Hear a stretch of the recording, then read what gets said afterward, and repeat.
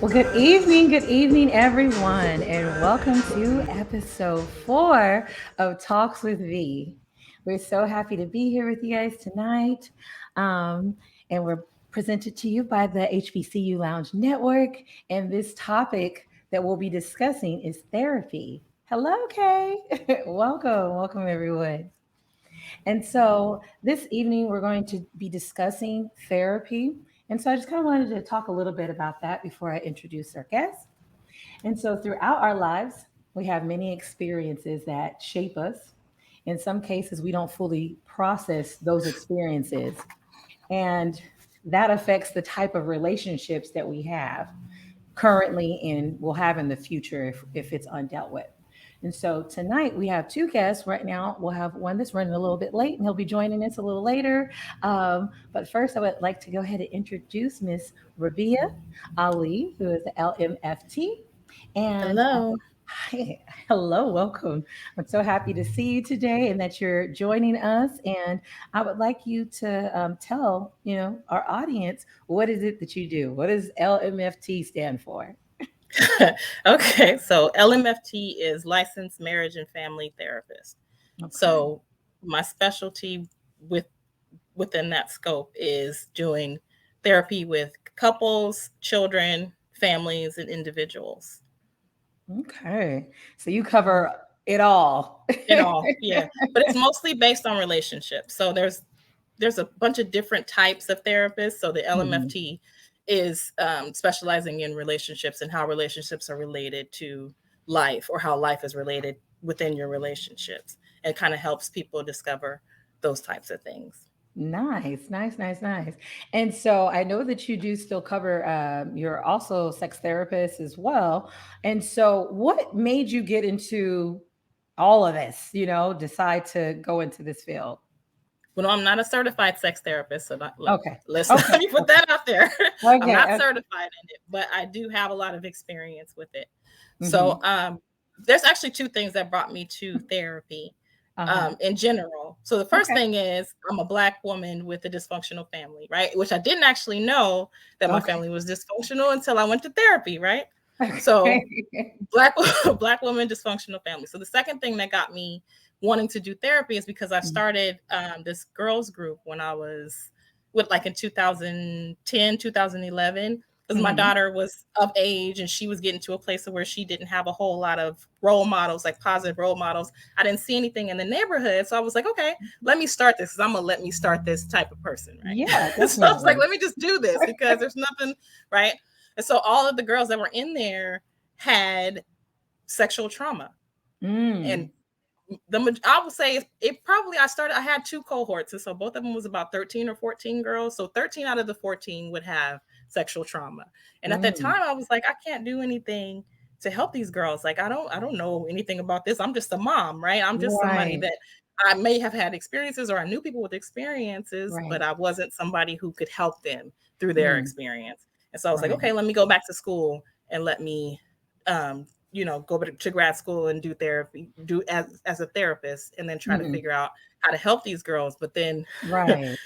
my life took a different trajectory, and so I'm not currently doing that. But it came kind of full circle because Right. now I'm capable or able to be able to do those types of things. Right. Now you've acquired those skills that you can apply, into that area because, you know, therapy, I mean, it's a broad thing, and I'm sure that Yes. a lot of the tools and skills that gain through that education and experience and research, you're able to apply it Yes. in so many different areas of life. So Hmm. that's awesome. And I'm thankful that you're out there doing it because someone's got to do it, and we all Yes, have our ma'am. different paths. And Hmm. those who are equipped, and have the patience and the Yes. interest, they should be, doing it. So Takes appreciate a it. lot of patience, lot of patience. Yes. Definitely, definitely. Okay, so I want to go ahead and jump into our questions.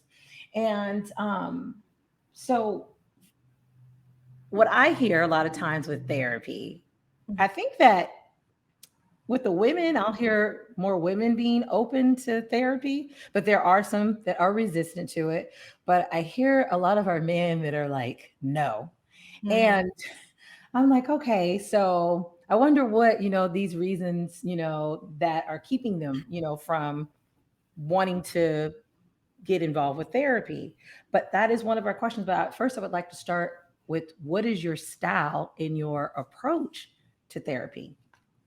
My style, and I think we talked about this when we talked on the phone, but my style is like Hmm. very unconventional, right? I don't Okay. necessarily think in terms of this is how therapy goes, because Hmm. specifically because the therapy Right. that we learn is not the therapy that's for us, right? And I Hmm. say us meaning our community, the Black Right. community. It's not our Okay. therapy.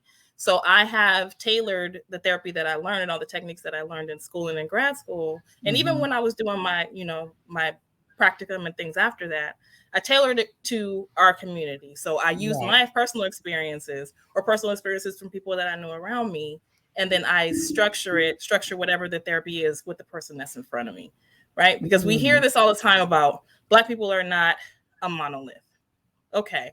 We're not a monolith, but we do have a lot of similarities, right? We Right. do have a lot of groupthink, which is not necessarily a Hmm. good thing, but we do have a Hmm. lot of groupthink where everybody, if we're not thinking like the group, then we're outcasted or we're not thinking the same. So when you're talking about Right. like men who don't want to engage in therapy, it's because they've learned therapy is not for them, right? Therapy Hmm. is emotions is a woman thing. Emotions or Hmm. dealing with emotions is something that women do. So why would they want to have to sit in front of somebody and be vulnerable and be emotional when they don't think that that's something that they have to deal with? Right, right, right. And so, as far as the way that you're approaching therapy and your style is more like, okay, case by case, I'm customizing this for you because, right, we're all different. So, Right, I, and I know, like, I can't do the same thing with this person that I do with right. this other person because they need different things. Mm-hmm. And so, yes, we kind of do a disservice to generalize or just lump us all together and say, okay, we're going to do this across the board. It's Right. like, for some things that Yes. can But work. Right? that's what happens when we have therapists who don't look like us, right? Because this Mhm, is how I'm just going to use the term these people. This is how those mhm, people act. And so this is how I'm mhm, going to treat them, even mhm. though it might not necessarily be at all that. They might have grown up in a different type of neighborhood or might have had Right. different experiences going to school or whatever. And so Mhm. having a boilerplate across the board approach doesn't work for people. And if Right. people oftentimes go to therapy for years and have no Mhm. idea why until they get to someone that actually is for them, why they haven't Exactly. gotten any change or nothing has happened yet. Exactly, exactly. And that's kind of hard because you're told like, okay, this could work for you, but you also need to know like a little bit about yourself so that you know what's going to work for you, or at least kind Right. of have a some type of understanding about how do I need to go about this in approaching one, in Mm-hmm. approaching one. And I think that if folks can just hear more about different therapists' style, Mm-hmm. um, then they can say, oh, okay, I think that this might be a person that will work with me. Like this might be the type of therapist I need. Right. So that's awesome. So that's awesome. And so we're going to go into the what scares people.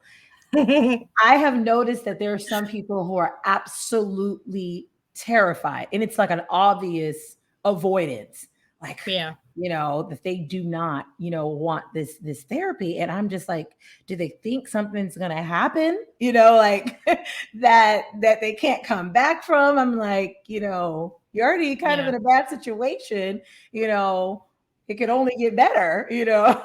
Type of Right. thing. Right. So, but what would you say that maybe in general, because there are some folks who are scared of therapy, men and and women. So would you say that there are different things that scare men about therapy versus women? I won't say different.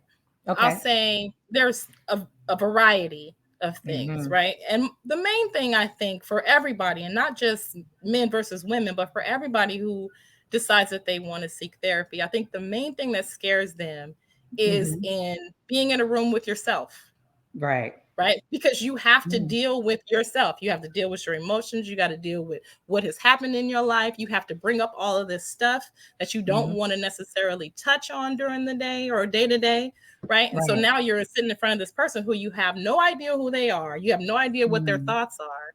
And now you have to disclose this information or be vulnerable in this way. And it's really Mhm. in dealing with yourself, right? when Right. I when I see their clients, I tell them all the time in the beginning, and this is one thing that I notice even as a consumer of therapy that therapists don't do. They don't Mm. tell you how hard it is, right? Mm. So I tell people, listen, this is something you have to be ready for. If you are Right. not ready to do this, then, or even make an assessment to see if you are ready to do this, because this is one of the hardest things that you're probably ever going to have to do, especially when Right. you're dealing with trauma, right? Just face it. Face those You have things, to face right? you. It's not even just Yeah. it. You have to face Yeah. you. The you Right. that you've been escaping, or the you that you've been trying to get away from, or the you that you've been Mhm. drinking away or smoking away. You got Or to deal with whatever. it, or Yeah. whatever, right? Yeah. You have to deal with it, and you got to Definitely. deal with it 1 hour a week in front of this person who is going to try to help you get through it. But if you're not Mhm. ready for that, meaning I'm not ready to deal with my demons, or I'm not ready to Mhm. deal with my mom, or I'm not ready to deal with my family, then therapy is not something that you're going to be able to do. It's Mm. just not. Well, that's, I mean, and you make a great point, because those are things that I wonder sometimes is, is it, some people ask the question, well, is it for everyone? And then before I was thinking, yeah, of course it is, because it's going to help. But to your point, you do have to be ready. And then there is a lot of things that happen and unfold that you're not expecting. Like, for Mhm. instance, I know that, as I've been doing my work and digging in, to see what are those things, those triggers. Why are they Yeah. triggers? Where does this come from? And you start looking inward and see things about yourself that you're not, maybe what you thought you were, you're not as good as what you thought, you were. Mhm. And as you go inward and are seeing these, actually allowing yourself to see you, it is scary. And sometimes Mhm. I think that part can be, terrifying. And so I'm so glad that you have brought that up, because I know that when I was looking, I was just like, I don't want to look no more. Mhm. Like, we need a break. We'll come back to this next year, Mhm. because it Mhm. was it was hard. It was hard because we have these ideas, and I think for so long, we talked about this last show about having that need to please, or the disease to please. Mhm. And just depending on what kind of person you are, you do want people to see the best version of yourself. So that's just, I think that that's normal, that people Yeah. want others to view them a certain way. And I don't know, maybe I think we hold on to it so tight because we know that we can't always defend that 24 hours out of the day, and you can't keep Yeah. that perfection, thing going all day. And if there's something that you do, and this person goes home, and they're thinking more about it, you can't be right there with them and explain, oh no, that's not what I meant by it. So Right. it's hard and it's heavy, and I think we have to kind of like give that away. You know what I mean? Yeah. Like, let some of that The go. Yeah, I mean the thing with going to therapy that is difficult for some people is that Mm. you develop this identity your entire life. Right? Right. This is who I know that I am. This is who I think that I am. When you get to Mhm. therapy, all that goes away. Like Mm. you literally lose the person who you thought you were. And so that's Right. difficult for some people because I know how to deal with this person. I know how to deal with this person's ways, and I know how to Right. deal with all the stuff that comes with this. You're like, I've The been other with them part, for a while. I've been with them for my entire life, right? This is how I know how to be. And so when you Uh-huh. go and you see somebody and they're saying, oh no, that's not okay. And now you're Mm. like, oh, wait a Right. minute. So now what do I do? Because now I don't know who I am anymore. Now I have to figure Mm. out who it is that I am and what my identity is. And the other thing is, when you go to therapy, a lot of people around you don't go to therapy, Mm. right? They don't Right. have the So tools then and the you're alone. techniques.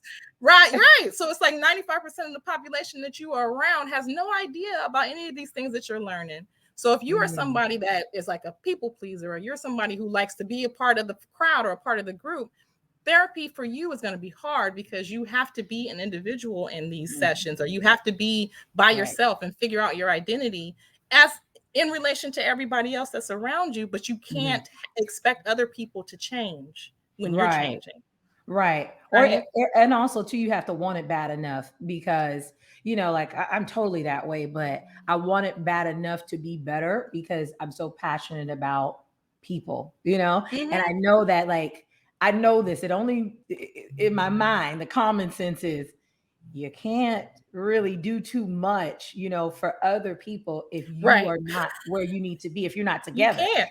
If you right here on the verge, 90% of the time of at the edge of the cliff, you you You ain't gonna got nothing fall. for nobody, right? You gonna You don't fall. got you can't afford any extra time to go anywhere else. You need to be No. focusing on you and getting, better. And so you definitely have to want it, bad enough. And you got to love yourself more, than you do making other people happy.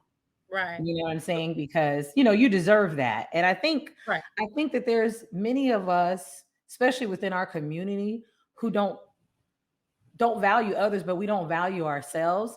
And so we don't do those things enough. A lot of us speak about self-love, and I Mhm. don't think that many know what that really means. Like it's more than, pampering. It's more than going to a shopping, women's conference, or, and I don't even know if men are, because they're not vocalizing that all the time about self-love, self-love. You hear us talking about it. So Right. it's kind of scary because you're just like, I wonder if men are getting self-love. You know what I mean?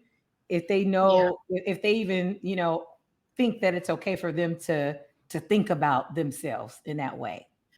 You know, I You always know? say this thing about what therapy is and what therapy isn't, right? And Okay. somebody had made a comment that I saw that just stuck to me, Yes. about the fact that therapy right now is trendy, right? It's a Right. thing It's a that fad. people say it's a fad, and it's fashionable, is what she said. And Mm-hmm. that's You're it's right. sad because people are not getting to the root of their problems because they Mm-hmm. feel like just because you can say I'm going to therapy, that means that that's it, right? Mm-hmm. And I always tell clients therapy is not, this is what therapy Yeah. is, and this is what therapy is not. Therapy is Mm-hmm. not the fix, right? Therapy is Mm-hmm. not the healing. Therapy is not how you're going to be able to figure out all the things that are going on with you to be Mm-hmm. able to get to this place. Therapy Mm-hmm. is the vehicle to get you to healing, right? Therapy Mm. is the vehicle to be able to get you to your identity. Therapy is the vehicle to be able to get you to the root of the problem. Right. It depends on how much work you put in, on how much result and outcome you get. Right? If you're Mm. not putting in the work Yeah. and you're not doing the things outside of therapy, and you're not changing your behavior, and you're not changing your thoughts and all the things that go with it, it's not going to work for you. You can go to therapy for Mm-hmm. years and years and years, and you might get to this one person who says, you know what, this is what we should focus on, and that'll open up everything for you. Right. It's like Right? that aha moment, Right. and Right. it's so funny because I was watching something, one of my shows that I used to watch, and I think, oh, Ray Donovan. We're going to throw that out there. And so they made a movie about it, but I was just listening. That show has a lot to do with childhood family trauma, right? Mm-hmm. And it was either, I think the therapist was saying that trauma is a, it's a tricky thing. He said the younger that you experience, the more, and then you don't deal with it, the more it takes from you.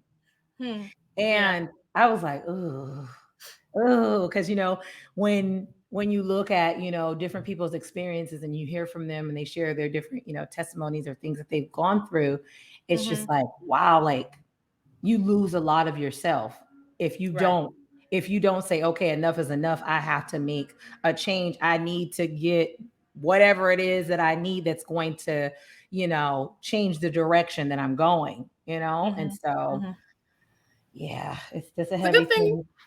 Good thing you brought up trauma Okay. because there's a Yeah. bit. There's there's this idea that trauma is also trendy, right? I know my Yes. trauma and I have Yes. trauma and I'm going through trauma. This is also a trendy thing. And Mm-hmm. it bothers me specifically with the fact that a lot of celebrities are getting on the $1 million bandwagon with regard to trauma and mental health and all of that stuff. And I got attacked on Facebook one day when I made a comment, but we'll talk about that later. Anyway, trauma is trendy, but the thing that people don't understand about trauma is not a thing, right? Trauma is about emotions. And if you are a person specifically like with men, if you're a person who doesn't think you have emotions, you're not ever going to want to deal with your trauma, right? You're never going to want to deal with it because I don't feel. Oh, wow. So, you know what I mean? I don't feel, Right. so I don't have to deal with that. But the thing is, trauma is not in your mind. Trauma is in your body. And trauma is in reactions to things and events that have happened to you in the past. If it's past yesterday or if it's past 20 years ago. Right. You can be traumatized by something that other people might think is minuscule or minor, like, some type of phobia, right? Or you could be traumatized by a sexual violation. The thing about it is that you attach meaning to whatever happened to you. Right. And oftentimes it becomes traumatic because you're thinking about it with the brain that you have now instead of the brain that you had then, right? Because back then, no, it was not okay, but it might not have been as traumatizing for you if you were thinking about it back then. So a lot of times with trauma therapy, therapists use going back and, dealing with your inner child and dealing with you as a child, because that's the brain that you were thinking about when this happened, when this thing happened.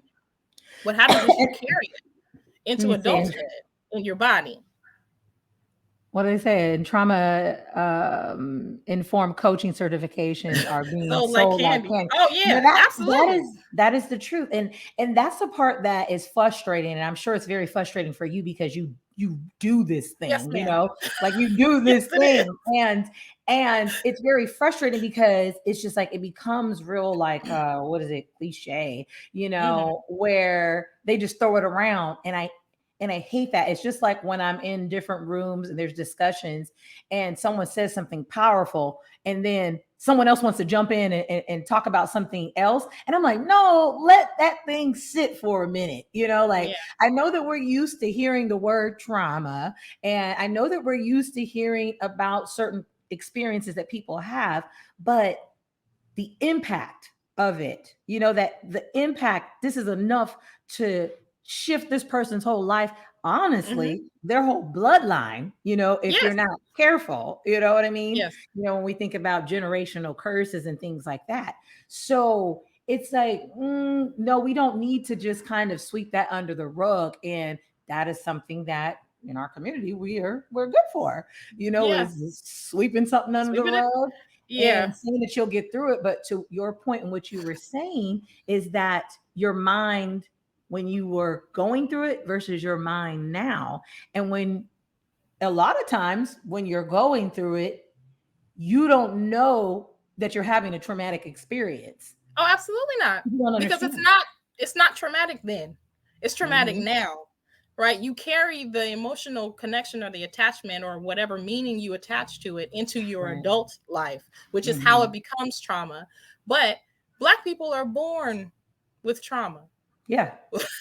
We are born into a country and into a system that is traumatic for us. So it's not like you can get away from it, but at the same time, it's difficult to put a face and a name to what is happening or the reaction that you're having. Because like you said, most of the time, you're not even mentally aware that that's what you're doing. Right. It's a reaction in your body that's saying, this is dangerous coming. How do we usually respond? Right? If we usually respond in this way, this is what we're going to do today because this is what I'm seeing.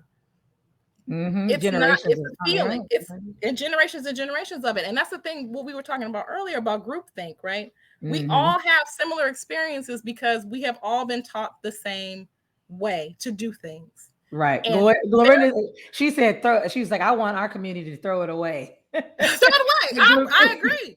I agree. Throw it all away because we're taught similar things. And the problem is we're not all the same, right? We have different traditions. We have different lifestyles. We have different family styles. We have different cultures and customs within our community, right?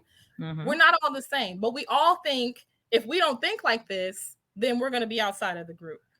And that's the Right. thing that's really the problem that's holding people to certain ideas like, misogyny, or, the Right. ways that we think about sex, or the way that we talk about even pedophilia, right? Because we Mm-hmm. have these Mm-hmm. ideas that somebody that's down the street that looks like us said, this is what you are not supposed to do. Right. Right. So we Right. hold on to that for our entire life. And we're like, oh, this is what you're not supposed to do. And then we tell other people, this is what you're not supposed to do. But that's not Right. necessarily the reality that's in front of you. Right. That's very true. That is very true. Let me see what some of these questions in the comments.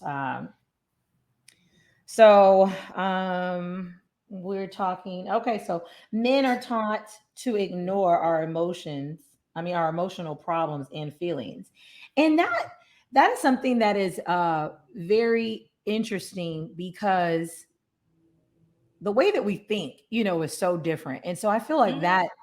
that creates a breakdown as well, that we're not able to help each other, as partners, because that's what we are, men and women, Mm-hmm. we're partners, and we contribute different things. And so when we have such very different, thinking and mindset, and we come into something, it's just like we're not able to be in harmony because we're thinking so different, and then we allow that to hinder us from saying, okay, let me try and hear you, or try and understand what you're speaking of. But when I hear this thing about being emotional, it's like, emotions are many things. They're not just being feminine and crying or something like that. Right. um Anger is an emotion. You know what I Right. mean? I And say that all the time. it's an Anger is an emotion. emotion, you know what I mean? And we both experience anger. And Mm-hmm. I should have had a list of emotions. What things are emotions? And I promise I don't have them, pulled up, but I'm almost sure that Yeah. we both, men and women, experience all those different emotions. We all So, experience that, yes. But the thing that, like we were talking about socialization, how we're mhm, socialized when we're younger. right. Young Black boys are socialized to be the only emotions that will be acceptable for them Hmm. Hmm. is aggression and anger.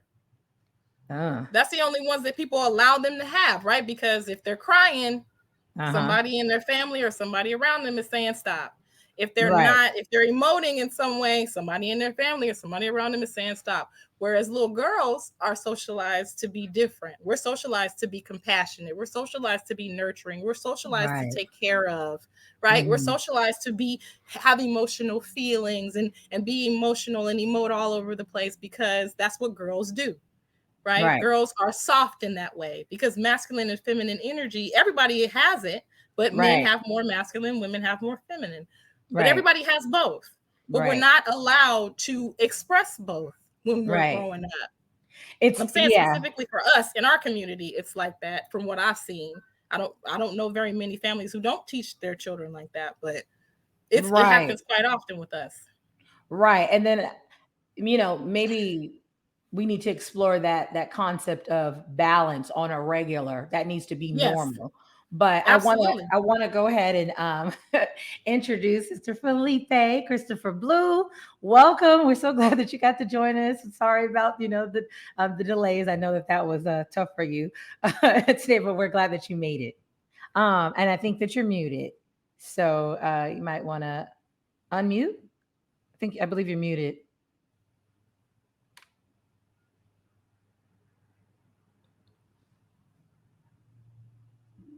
And so as he figures that out, you're muted. You're on mute. Microphone check. There we go. Yeah. Yes. So welcome, welcome. I'm gonna go ahead and let you tell the audience a little bit about yourself and what you do, um, your title, and you can even share with your years of experience, and then we'll let you go ahead and jump in with the questions that we've been discussing.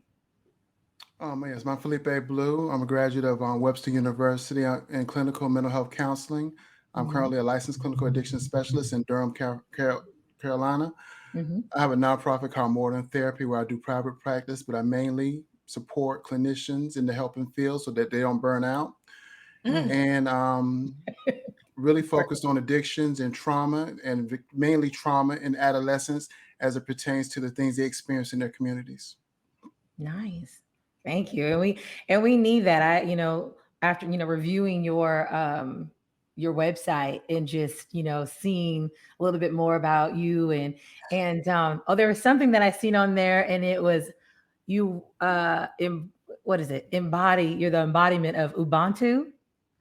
And so I had a little Ubuntu, joke, but I I didn't am know. because we are. So I have to make sure I have the right people in my circle and the right people around me at any given time so that Uh-huh. I can be Mhm. the best me and they can be the best who they are. I like that. I like that. Um, okay. Well, welcome. I had a little joke too, but I was like, I don't know if it's gonna work because I didn't know enough about it. But I really love that. I love what it is that you're doing. And we were talking about, a lot of the differences between, men and women as it, pertains to therapy and things like that. And so it's awesome that your organization is, empowering men, to get that, therapy and put their mental health first. So kudos, to you and your team for sure. And so I'll go into, the first question for you. And that's, what is your style and approach to therapy? My approach to therapy is really just person centered, meet the people where they're at. I do what they call community based therapy. So I don't typically meet in my office space. I meet them at their home or somewhere in the Mm, community. Therefore, you can see the things that impact them. You can have a more relative field, and the power dynamic that a desk presents is removed. Um, mm, it allows me to really get to the nitty gritty of what needs to be done and how to do it. Because in an office, even as myself as a therapist who sees a therapist, in an office setting, I don't tell her all my stuff. But if we were home on my couch, I might. mm. Mhm. That's interesting. I never even thought about that, is being in someone's office versus being at home, even though we do know you're more comfortable at home or in the places that you frequent. You're bound to let your hair down a little bit more because everything is familiar around you versus Right. like, okay, I'm in a new space. I need to be conscious of my surroundings, and then I'm over analyzing the person who's analyzing me. So that you make such a great point, with that. And we also discussed what scares people or terrifies them. So many cases, there are women and men who are like, they're petrified of therapy, and then they will voice it aggressively sometimes, like, no, I don't need therapy. Why do I need someone telling me this is that, about myself? I don't need therapy. And so many people are curious who actually, are advocates of therapy. Why are so many others against it? You're on mute. A lot of people that come into my practice is due to being referred by DSS or referred through Department of Corrections or something like that. They Hmm. tell me a history of when they were younger in which they were abused by the system, Mm, sometimes abused by the system, by some of the declarations they make, and that they mm, don't want to go to therapy because of that cycle of what they might have deemed as abuse, whether it be sexual, physical, or emotional.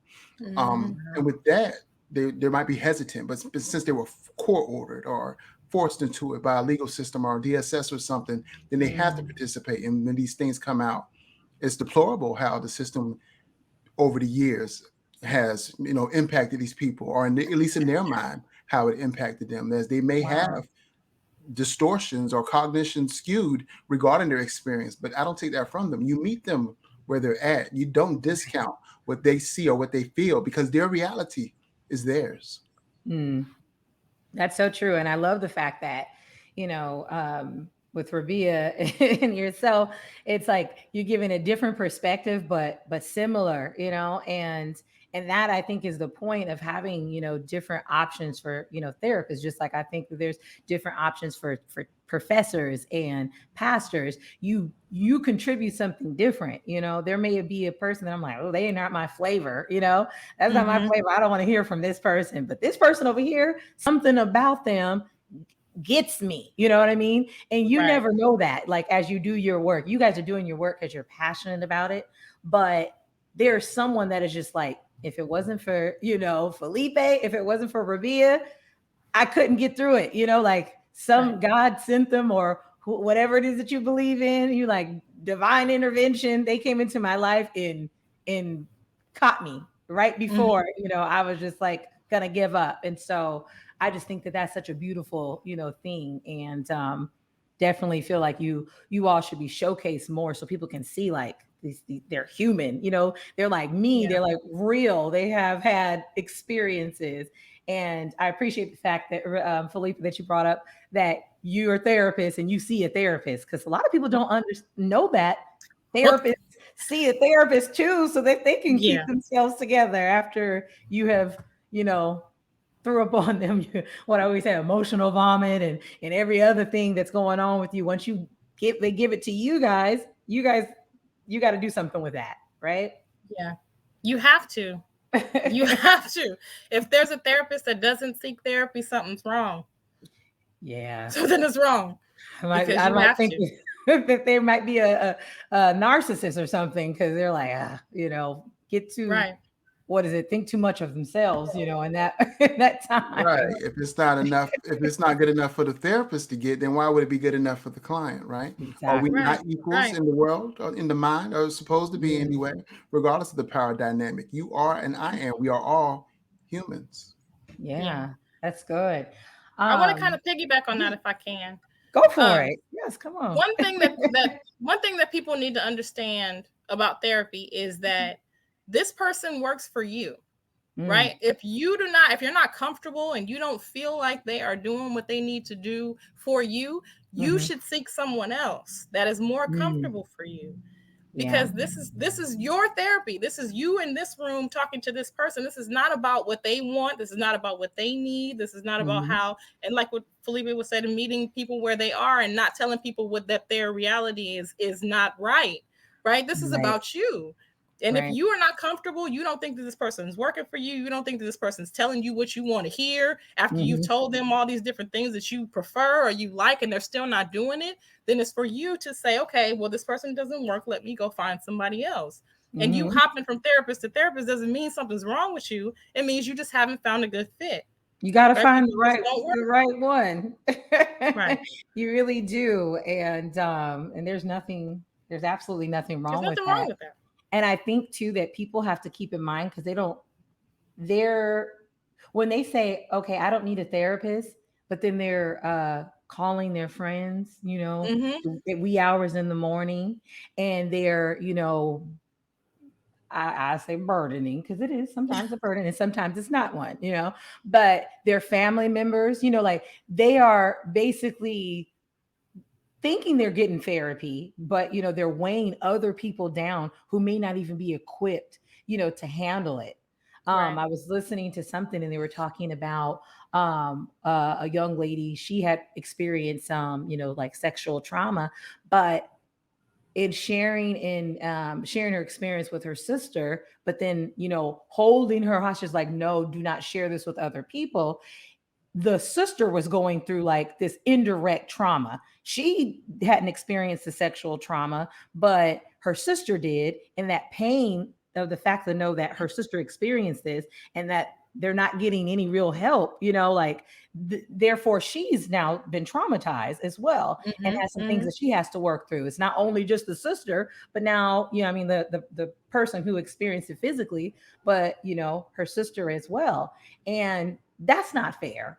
You know what I mean? It's not Right. fair to do that, But that goes in, leads us into the question, why therapy? So I would like both of you to give us, some examples of why you should get a therapist or consider therapy.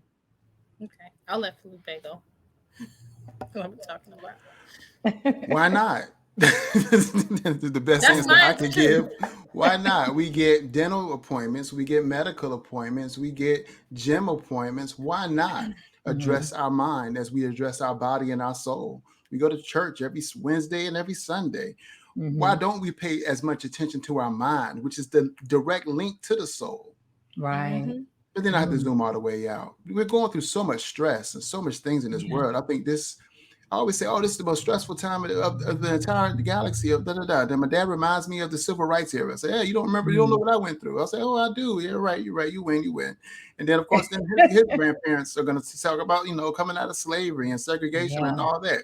We've always had tumultuous times. I wonder if they got or had access to mental health therapy like we did, would we be further along this track called humanism? Oh yeah. Me and my mom were actually discussing the term human being, and with that, it's just like the human part is the flesh, where we are limited, but the being part is the spirit, and and the mind is attached to that, and it's just like if you don't, just like you're saying, as we work on our physical, right, and our bodies, we do all these things, to make it look better, to make it move better, to make it be better, but what about the inside? And that's the part that always gets neglected, is because you can't see it. And it's actually more important than the outside. And so so that's the thing to me. It's just like, wow, like it's hard because we're so socialized to put these emphasis on everything outside of us and not to go inward, which is the most powerful, the most powerful part, of us. So well, but we're also socialized to carry weight, right? To carry heavy burdens sometimes that do not belong to us, right? It's a lot of stuff that's put on us, and I say us meaning the larger community, because of the fact that we're expected to be these people, right? We're expected to do these things. So why seek therapy? Everybody needs therapy. Right. Every human needs some type of therapy. And it doesn't have to be you sitting across from somebody on a couch, or even somebody sitting on your couch talking to you. It could be all kinds of different therapy, like spiritual, going to church. Sometimes spirituality is therapy for people. So it doesn't have to necessarily be talk therapy. But like what Felipe said, the mind, the body, and the spirit are connected. And when the one thing doesn't work, everything doesn't work. So, like trauma is like an emotional injury, right? And you would go to the doctor if you broke your arm. So why can't you go to the doctor if you break your mind? Like, it doesn't make sense. You know? And that's a great point too. I was thinking about it earlier and you just brought it back to me. I heard on this documentary and they were talking about an organization, an invisible organization. They said it's the most dangerous one because you can't see it. And it's so true as we talk about trauma and different experiences or reasons why people say I have baggage. We'll come back to that about the coping methods. But when you can't see it, and you've experienced some type of emotional abuse or mental abuse or verbal abuse, those things you can't see. So a lot of times people won't do anything about it. Like they say, well, if there's no paper trail or no electronic trail, whatever, then it didn't happen. And that's the same thing. I think the approach that people take when you're experiencing something like emotional and verbal, abuse, those different things, because they can't see it. So it's like, prove it. And so that person feels like even more like shrinking, because it's just like, well, they might ask me to prove it and I can't prove it. All I can say is how it made me feel. And some people are like, don't nobody care about that. And that's, that makes it hard. That really makes it hard. But so Black Marble said, give some examples of coping methods. What do you mean? What do they mean coping? Because everything you use. Everything you use is coping. And I'm sure, Felipe could speak to that more than I can, since he's an addiction specialist, but drinking and smoking is coping. Having a lot of sex is coping. Going to the racetrack or gambling is coping. Right? There's a lot of different ways to cope. There's negative, and there might be more positive ways to cope. But everything that you do in order to erase or to escape from whatever it is that you're feeling is a coping method. Right. I'm not a proponent of coping, because coping means getting along. Oh, right? And that's what his question. Right. And that's what his question was, more in a positive way, but you're making a great point. But he was just saying that, give some examples of methods one could use if they are against therapy. And so I guess he was saying, basically saying some other options, but you make a great point when you say coping is getting along. So It's just getting by. That's distracting yourself enough to where you don't have to deal with whatever is going on. And if you are not mm, dealing with it, you're still in the throes of it. So what's the point of doing all of that? You know, yeah, and it's like, that's one of the things that they teach us in grad school, to teach people coping skills, especially when you're doing short-term therapy, right? mm, But if you have long-term issues, you can't teach somebody a short-term coping mechanism that's going to help them to get through whatever it is that they're dealing with. right. Or to cope for a lifetime, because it's really like they're throwing You away can't. the life. They're not living it, Right. You can't. You're just dealing with it, right? And so the whole point of going to therapy is to get to out of that just dealing with, or out of that just getting by, or out of that escaping from what is Mhm. happening to you. Because you Right. need to be able to get to, like I said, the core of the issue. What is the core of the issue? When you were talking about like abuse, there's differences even with the term abuse, right? The term abuse is, again, trending. Everything is Mhm. out there saying Mhm. you've been abused. But if you Mhm. look at it culturally, if you look at it traditionally, if you look at it with retrospect, the way that people handle discipline, Right. you might think differently about it, right? Right. Yeah. Because you No, I can can see be, that. abuse is about one thing. It's about power and control. It's not about anger. It's not about how you get through it. It's not about what people do, right? But if Mm. you have been taught this is how you discipline your children, and you parent the way that you were taught how to parent, that is not a malicious type of abuse when Right. you are looking at it, right? It's Right. this is how you learned how to discipline, but now let me teach you a different way, because that Mm. doesn't necessarily work for someone's brain or mind or development to be able to Mm. discipline them in that way. Right. Yeah, it comes back to that question, and it will continue to come back to that question: is it working for you? Right. It's like it's not, It's not. if you're on the edge, and it's what we say, dysfunctional all the time and toxic, it's not working for you. Right. Right. So That's an once it's the excellent point. So instead of yeah, using coping skills, I'm going to start saying skills or wellness tools. I like I that. like that. I like that too. I like Very that too. positive, and it is improving it, because as everyone was popping in the chat about coping, I was just thinking, I've never thought of coping really as something positive. Me It's neither. very struggly, and it reminds me of, the what I always say all the time. We're so used to surviving that we are not comfortable with the idea of thriving. And Right. so that's what coping is to me. Like, uh, Surviving. all I got to do is survive it.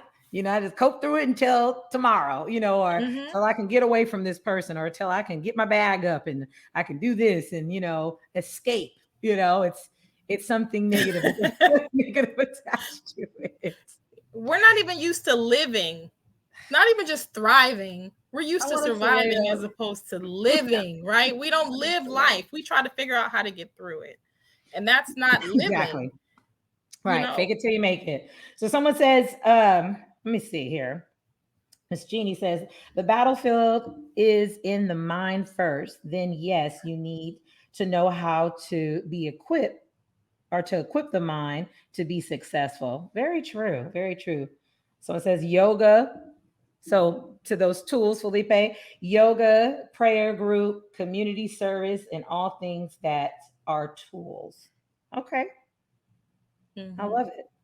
I love it. And I think that those resolute, I mean, like, yeah, is it, yeah, resolution, um, something that's going to produce results is what we have to focus on, because I know that a lot of times within our community we have conversations, we talk, we complain, we point the finger and say who did it, whose fault it is, but never really focus on the resolution piece. And even when we see on Clubhouse, a lot of times, once you start talking about resolution, you can talk about the problem in the rooms is 500, 600, 1,000 people in there talking about the problem and fighting with each other and pointing the finger. But once we start talking about what we're going to do about it, Right. who's going to help me? Right. Like, who's going to show up? Who's going to be a part of this support group? Who's going to, hold us down? then it starts trickling, trickling, trickling. That group gets so small. And it's like, Mm-hmm. that doesn't need to be enough to discourage us from still trying, because it may have to start, it's going to have to start small, so that Yeah. you can find other people who are on the same track and want, to contribute in that way. Yeah. So the next question is, how do you select a therapist? So we talked about all these things, what scares people and what their different, mis misconceptions are about therapy. So how do you select a therapist? Or what's the Find the best way? person, find the person who works for you. Mm-hmm. Right? Because if you believe in certain things, find that person who also treats people who believe in that certain thing. No. Right? Find the Important. best person who works for you. And the problem that's happening that I've seen so far is that, Mm-hmm. especially with Black therapists, there are very few of us. Yeah. And Right? everybody want them. And everybody wants them. Everybody that I know is booked up to next year. Like, that's Yeah. how badly people want therapy with Black therapists. I think the Yeah. problem needs to start with more Black people getting involved in school or going to grad school to In the learn how field. to be therapists so that we can get more in the field. But the Mm-hmm. way that you choose is based off of your ideals. What do you like? Right? Mm-hmm. What do you want to see in the therapist? Interview that person. That's what the consultation and the assessment is for. Interview Right. them, not in a way that, from sometimes that I've seen, well, what are your credentials? I'm not talking Mm-hmm. about that. I'm talking about, Mm-hmm. like, what do you, if I'm this person, how would you treat me? Right? Yeah. What techniques would you use? What things would you give me in order for me to be able to get through what it is that I need to get through? Or if you look Okay. at their resume or you look at their posting on whatever social media site and it says, Mm-hmm. I treat people with this specific thing, but you don't necessarily believe in that, why would you go to that person? Right. Right? And that's so true. I mean, and I believe that you're answering the question of Miss Yana. She was just saying, how do you find them? And you're so right. That interview process, it's the same thing. Like I feel like with work, when you are he's saying his son needs something. Um, when you work so long, when at first when you get a job, you feel like, I need this job, I need Mhm. them, I need them. But as you continue to work and get your experience and you build your confidence in who you are and what it is that you're bringing, and contributing to this company, that you're an asset, then you're kind of like, okay, I'm coming into this interview and y'all not just interviewing me, but I'm interviewing you. And Right. so I think we have to get comfortable with the idea is this needs to be a two-way street. Absolutely. It Yeah. has to be a two-way street, because there's something that you need out of it. And if you're going Hmm. into it and you can't get anything out of it, even the smallest thing, then it's not serving you. Right. It's not serving you. One So thing that people need to realize is that therapists are not superheroes. mm, They're not superhuman, right? yeah. We are the same type of human as you. And if you Mm-hmm. go into a room, if you're at a bar and you feel the vibes from somebody, is the Mm-hmm. same as if you go into that therapy room, or if they come to your house and you feel bad vibes, you don't like how they, talk, or you don't like the direction in which they're going in, then Right. you are to say, like what I was talking about earlier, this is not the person for me. Let me go find somebody else. Right? And Right. this is your choice. This is your treatment. You are Right. not supposed to be bound to someone just because this is the way that Right. They got a it's supposed to title. go. Right. Right. You're supposed to Yeah, be able to get what you need. that's And if totally you're not true. getting what you need, there's no point in doing it. Right.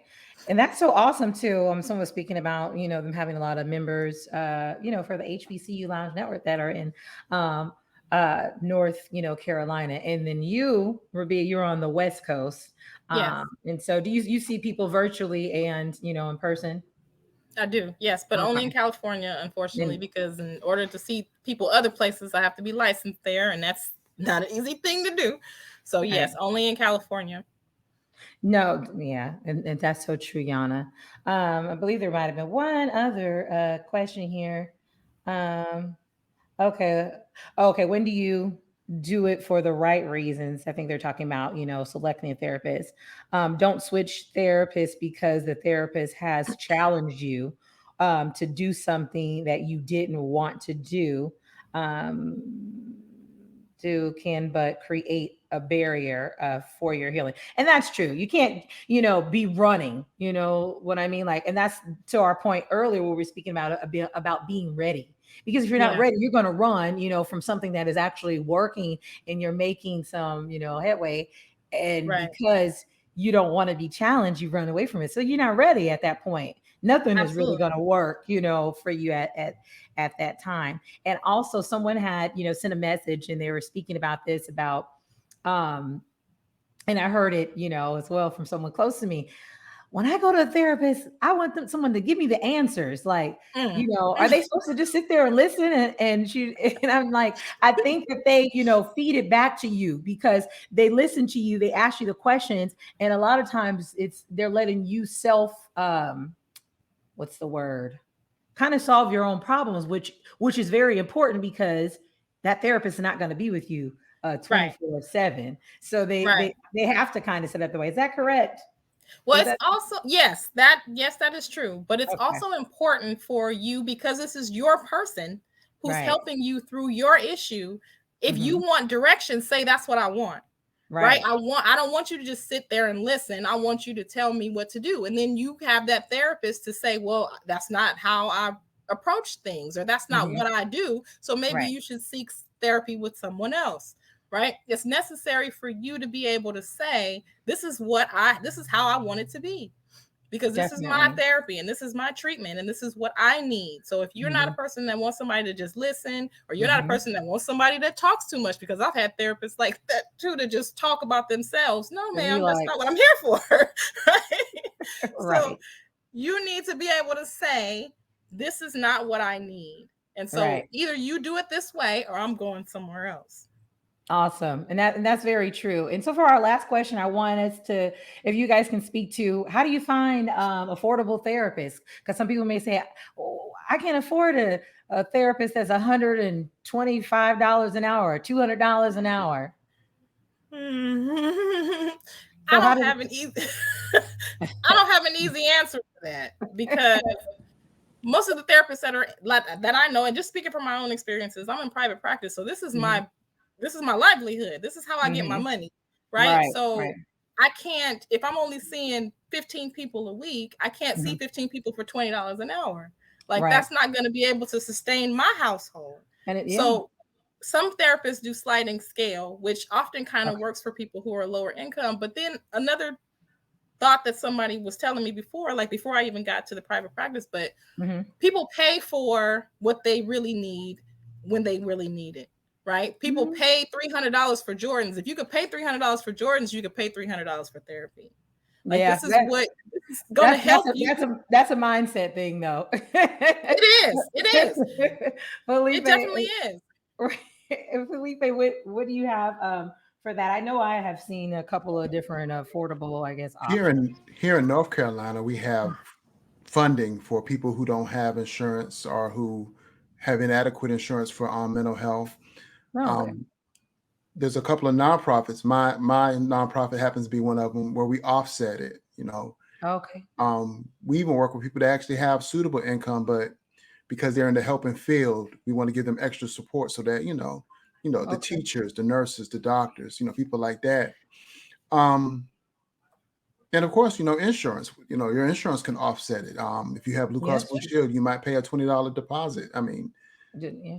and with the Affordable Care Act, there's a lot of different avenues for you to get the help you need.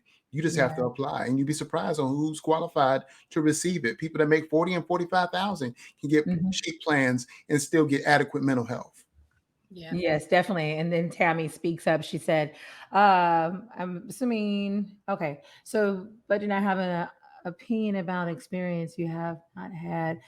See for yourself, give it approximately 3 sessions. No, that's true. You got to give it a chance. But I thought she was going to go somewhere else about like employers providing like a few, like 3 sessions. Cause I know that, when you work different places, they'll have like you're part of the EAP program, where they provide you a few free sessions of therapy or counseling, Yeah. if you need it.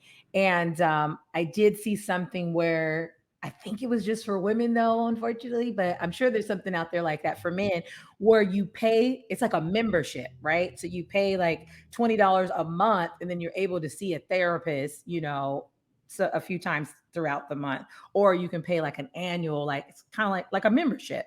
And so I was Mm-hmm. like, okay, that could be interesting. I don't know, how good it is, but I feel like that's pretty cool. I mean, I guess if you get enough memberships, you can sustain some salaries, for Yeah. a few therapists or however that works. I don't know.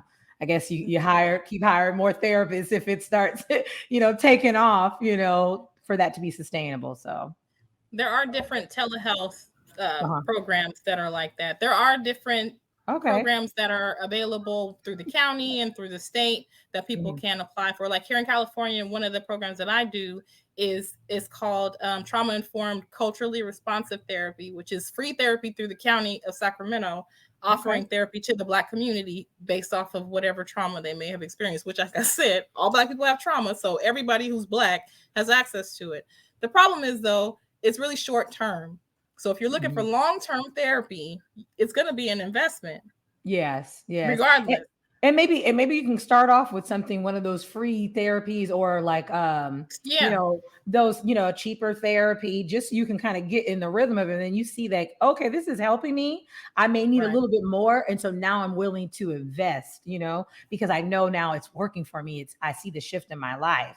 And right, and to your point, you're gonna pay for what you know you need, or you see the value in it, because you got to see the value. Because if you don't see the right. value in it, you're like, why would I pay that? Because you don't see the Hmm. value in it. But if you Hmm. see things changing in your life, you're like, I might have to do this. I might have to budget, spend less money on going out and Right. spend more money on my mental health. Yeah. But to that point about change, Mhm. change does not happen overnight.